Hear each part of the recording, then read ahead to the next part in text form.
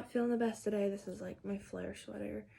So, yeah. So, it is the Saturday 13th, 10:12 in the morning.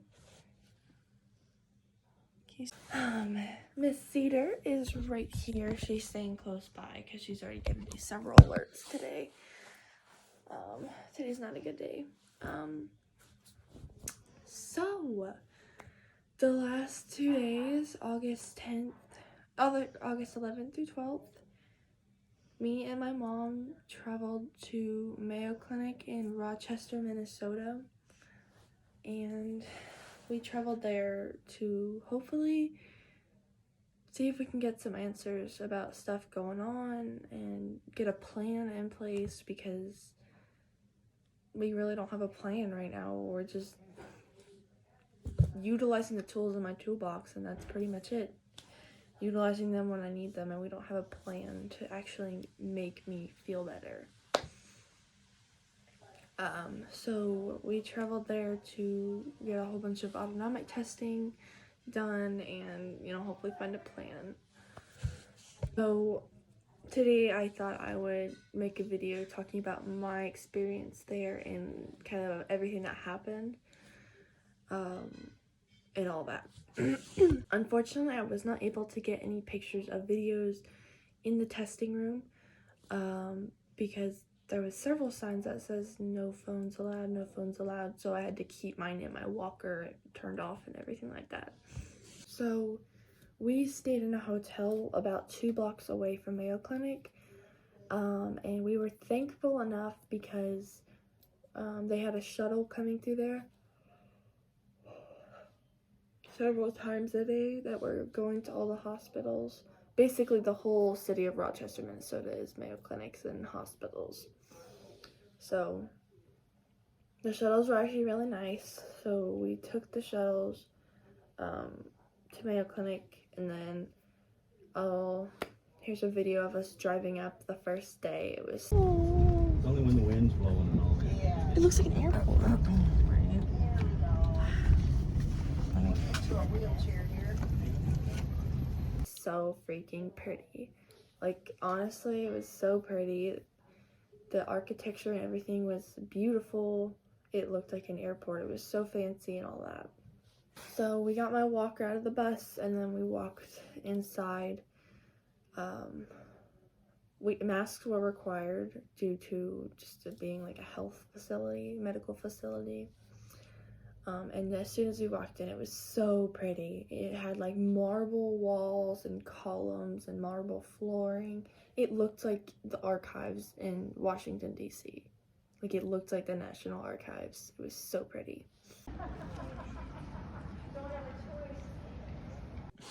After that, we looked at a map and we went to, there were 2 sets of elevators, and we had to go to the second one down. We were trying to go to floor 16, which is the pediatrics, and all that. So we took the elevator up to the 16th floor, and when we got there, it was super pretty. I'll put some videos here showing you the, fun kid designs.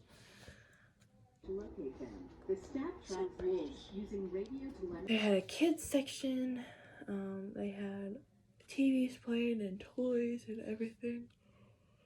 When we got there, they had me put a tracker on. I'll show a picture of it here.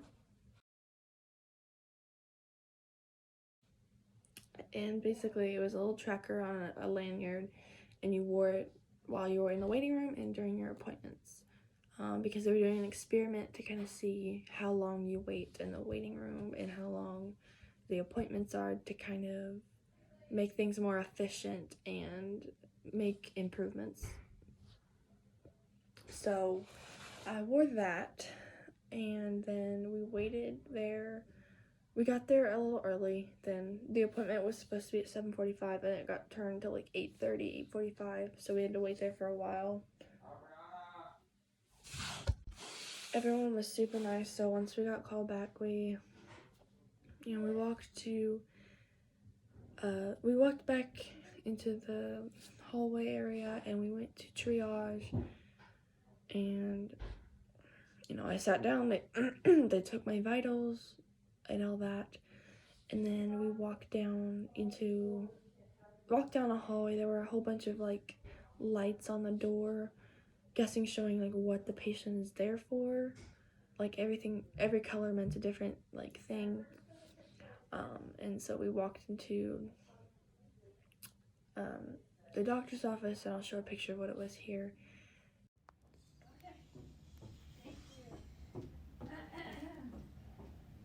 And it was pretty roomy, it was pretty cool. And we waited about 5 minutes, and the doctor came in, and he was super, super nice. Super, super nice. I did notice he had Gucci glasses, and I told my mom, I'm like, I'm debating, like I'm trying to figure out if those are real or not. My mom goes, they're probably real. But my doctor was so nice, and he was so helpful, and he made the experience so much smoother. He actually listened to me, which was amazing. So he sat there and he listened, and he talked to me about a plan of like action of kind of what we're gonna do with testing and everything. And he listened to me for a good 2.5 hours. We were in there. He was super nice when I needed to get up on the bed to, have him listen to my ears, feel my stomach, all of that. He helped me get up. Super, super nice. So after that, he ordered labs. So we went to go get my labs drawn, and the ladies were super nice. And I actually got a slinky. I didn't bring it up with me, but I got a slinky, and it's pretty cool. 30. Hey. She goes, do you want a slinky or a rubber ducky? I'm like, slinky. So,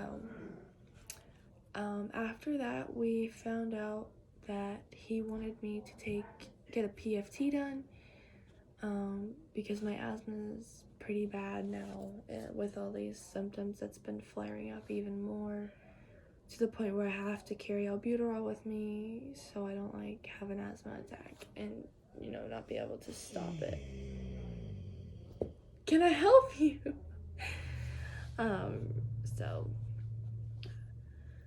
So he wanted me to get a PFT.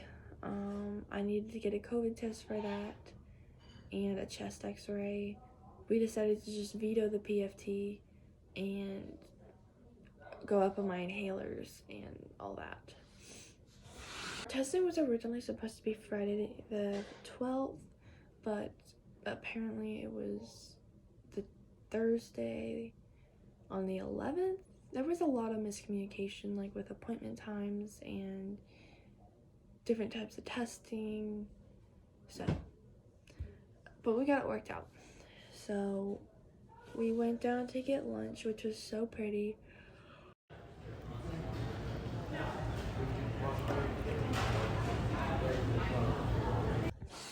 So we went back and we waited about 45 minutes for my testing. The doctor came out to get me, and my mom was not allowed back, unfortunately. I was kind of bummed about that, but it's probably, for the better. So they're not worried about you focusing on something else other than the testing and making it as good of a result as possible.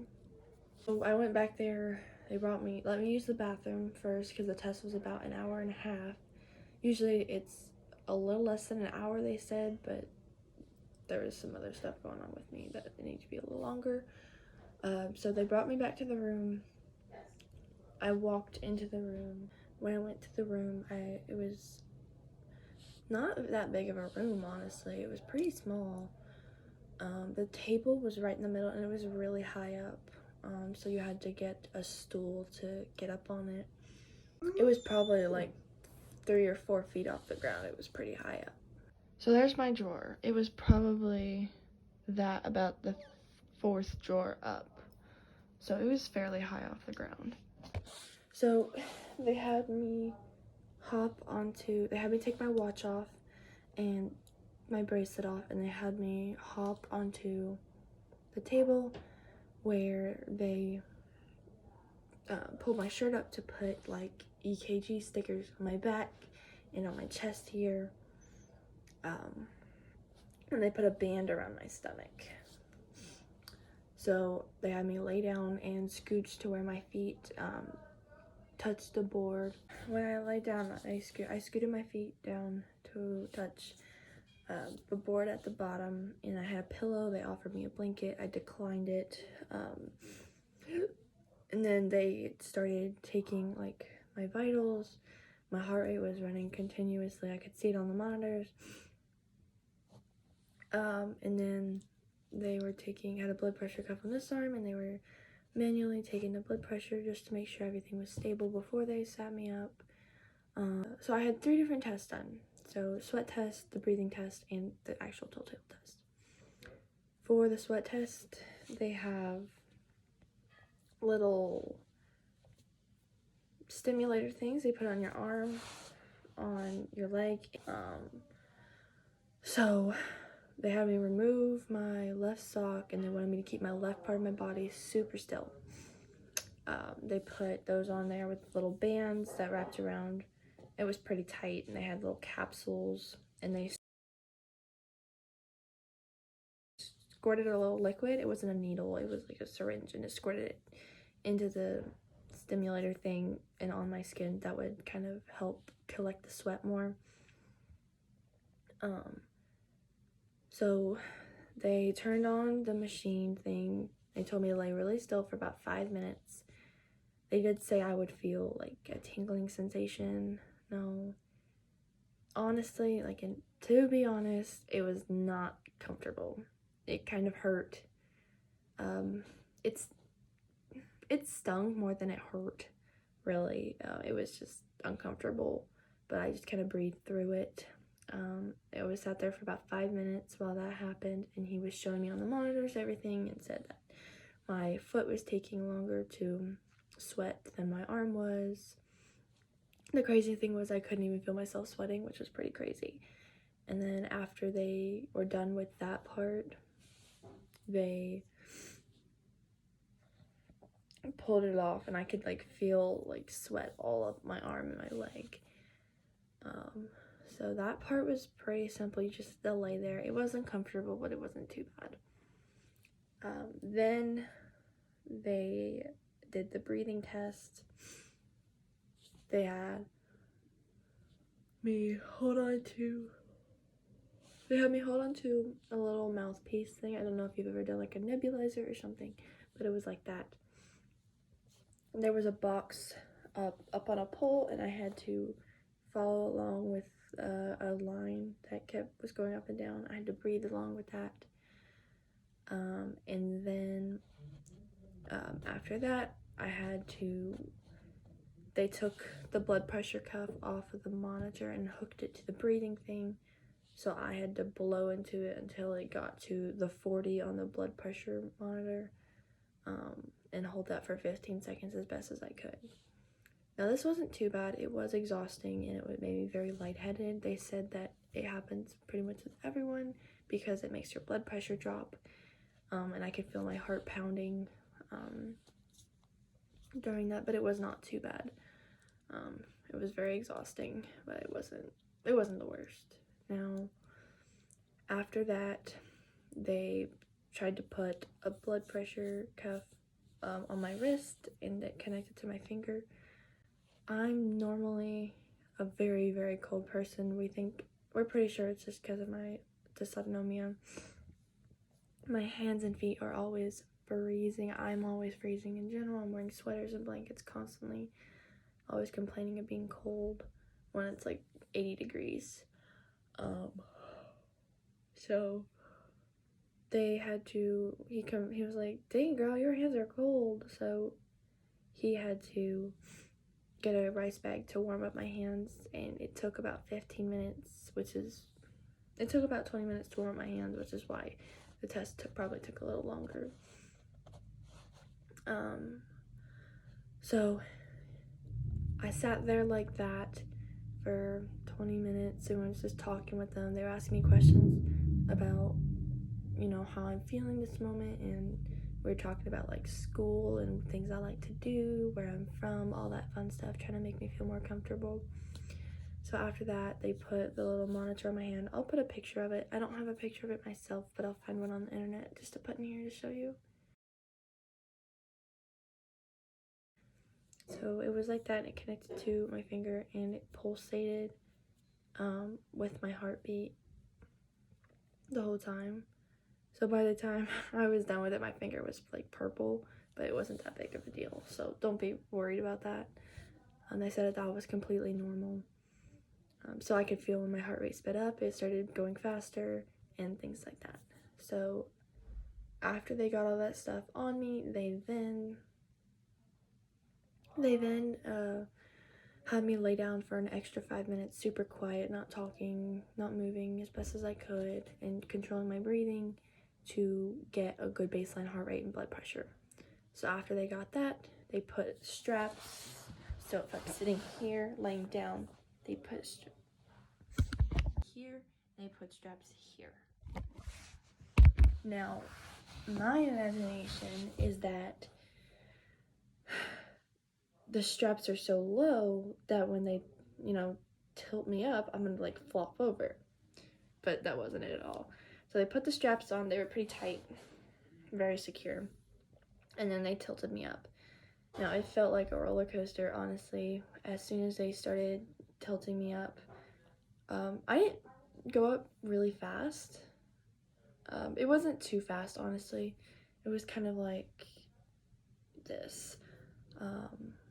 It wasn't too bad. It wasn't as scary as I thought it was going to be. So they had me going to about a 70-degree angle, and to where I was completely standing on my own. And it's to the point where I wasn't super pushed back against the table, but I also wasn't like super pushed and like against the straps. They had one arm out like this so they could get an accurate blood pressure reading, and I was like this, and my other arm was down. I was able to have my hands outside of the straps. In case y'all were wondering, a lot of people do it differently. They have your hands sometimes go this way, they have your arms outside sometimes. It really just depends. So as soon as they tilted me up, like as soon as I started going like this, I got immediately super, super dizzy, and my vision started going blurry and all that fun stuff. My normal pot symptoms. And when I got to this point, that's when I got really bad. My head was spinning, my vision was like going in and out, and I got super tired all of a sudden. So I kind of like rested my head back, and then I like opened my eyes again. I got really nauseous. I just kind of picked a spot on the wall to focus on it, and they kept me up in that position for 10 minutes. After about 3 or 4 minutes being up there, it kind of settled down a little bit, but with the blood pressure monitor, I could feel my pulse still going pretty fast. And I was super dizzy. My feet were absolutely freezing the whole entire time, and I was having palpitations, and it was not fun. I will tell you that. It was not fun, but I survived. I felt like I was gonna throw up, but I didn't, thankfully. And I didn't pass out, which is really nice. So yeah. I do think if I was standing a little longer, things would have not gone too well. But they did tell me, if at any point I start to get too sick, I can, tell them to let me down and we can end the test after. And they let me down. I got a little more having them lay me down, but I laid there for about 10 minutes, and, I was talking to them. I was really out of breath. I was like, did I do good? I was like struggling to catch my breath, and I was like, did I do good? Did I do good? And they said, yeah, we definitely got all the data we needed. So yeah, that was my testing. It wasn't too much. It wasn't too big of a deal. I laid there for about 10 more minutes, trying to catch my breath and center myself, and then they sat me up slowly, took all my monitors off and everything. Then they gave me my shoes and my walker, and they helped me get up really slowly, and we like walked to we walked to the waiting room where my mom was. I was super dizzy. I was super out of breath. So I sat there for a minute, and she was like, "Do you think you can make it back?" Because we had to catch the shuttle to get back to our hotel. And I was like, "I don't think so. You know, I just need a minute." She's like, "What if you sat in your walker?" There's like 4 signs on my walker that says "Do not push people" in it. Well, my mom pushed me in it. It was kind of funny. It was kind of scary going backwards, like walking backwards, driving backwards into all these people. But it was funny, and I was not feeling good afterwards, so I definitely wasn't safe for me to walk at the moment. So after that we went to we went downstairs and we went to the shuttle area waiting for the shuttles, and our bus pulled out, and I slowly got into the shuttle, and we went to the hotel, and I passed out on the bed. I was exhausted, and then I slept about 14 hours that night. I was really tired, and we had to wake up around 6 in the morning, 6:07, 6:10, something like that. It was really early. We went to go get breakfast, we got dressed and everything, and I was in a lot of pain, and I was exhausted, and my body was tired, and I was super dizzy today. I was super dizzy that day, so it was not fun. So we went to get back on the shuttle, and it was raining that day, so it was like gloomy, which didn't help my mood and me being tired. So we went back up to floor 16, the children's floor, and we got in the waiting room. They gave me the lanyard again with the tracker. We waited there for about 30 minutes, and then they called me back to the room. I got one with the window with the rain, so that was pretty cool. Doctor came in, and he started talking about, you know, switching medicines and all that. We talked about that for a good while, and then he went to my results, and he said, "Surprise, surprise, you have POTS." Like, we already knew that. We already know I have POTS. We were just kind of hoping for, what's the word? Answers, treatment plan, anything like that. Now I know POTS is a chronic illness, and there's no actual treatment for it, and cure for it, but you can treat it. Like, it can be treated with medication and extra salt and extra water. So I was kind of hoping if, you know, wondering if he had any other ideas about treating it, and he basically told me to get off some of my medicine, start some new medicine, tweak some of my vitamins, and all that stuff. So, in my opinion, it was helpful, but at the same time it wasn't. And I'll get into a little more about that in a second. So he started talking about, like, what's going on with my autonomic nervous system and everything that's happening, and then, you know, he goes, we got up and we walked to the checkout area where we could schedule more appointments, or, you know, get medications filled and all that, prescriptions filled and all that. And then he comes up behind me and goes, "Hey, did you get a packet?" And I said, "No, I didn't." He said, "Okay, I'll be right back." So he came back with this, Mayo Clinic Children's Center, and inside of it was a whole bunch of stuff about autonomic dysfunction and all this stuff about chronic illness and steps for autonomic dysfunction and nausea, resources, and then stress survival guide, sleep, self-talk, all that fun stuff. So this thing definitely is not helpful. It's not helpful, honestly.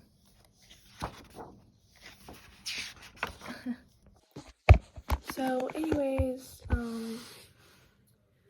after that he went to a cabinet and he opened it. Excuse me, and there was a paper in it that said for POTS patients only, and he goes, "What's your favorite color?" And I said, "Green." So he pulled out this super cool water bottle. It's an Under Armour water bottle thingy. And he showed me, he goes, "Okay, I'm giving this to you." And he said, "With every bottle of this you drink, you have to take 4 salt pills." What? Oh my gosh. Dude, salt messes with my stomach so bad. Plus, I already have an issue with nausea. We did figure out that all of my medications were causing my nausea, so we definitely need to tweak some of that around. But I got a cool water bottle. So he was super, super nice, and he was probably the best doctor I've ever been to, and he actually listened to me, which was such a relief and so validating. So he was an amazing doctor. Amazing people work there. Beautiful, beautiful, beautiful place. So if you are struggling with POTS or symptoms like POTS, I do definitely recommend that you check out Mayo Clinic in Rochester, Minnesota, and go to their Autonomic dysfunction center, because it's no joke. Like, it's hardcore stuff, and it's good people, and what's the word? I can't think of the word. That's the word. It's very thorough. The testing is very thorough. So I definitely recommend it if you're struggling with POTS or symptoms like POTS. So yeah, I do hope that this kind of video gave kind of some insight on what happens during your autonomic dysfunction testing. Remember, everyone's experience is different. This was just my experience. Please remember, I'm not a medical professional. If you feel that you have POTS, I definitely recommend you talking to your doctor about that. I really hope this video helped you with some doubt or some nervousness, or if you just want to see what autonomic nervous testing is like. I really hope that this helped answer any of your questions. However, if it didn't, please feel free to leave questions in the comments and I would be glad to answer them. Thank you guys so much for watching. Bye!